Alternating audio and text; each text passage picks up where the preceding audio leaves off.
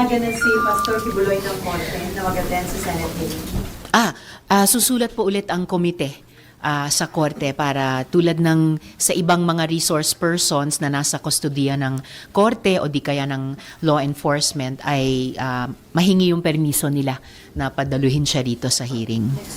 May ilan po sa mga victim survivors na nakapagtestigo na haharap at may mga bago pa kaming mga victim survivors na hahabulin din ang kahit kapirasong hustisya dun ba lang sa paraan ng pag-confront sa dati nilang leader. Pero over the past 7 months na nag-suspend kami, may mga nag-reach out din sa opisina ko at sa aming komite dahil nasubaybayan din nila yung mga naunang mga pagdinig at nasubaybayan nila yung pagtestigo ng mga kapwa nilang victim survivors.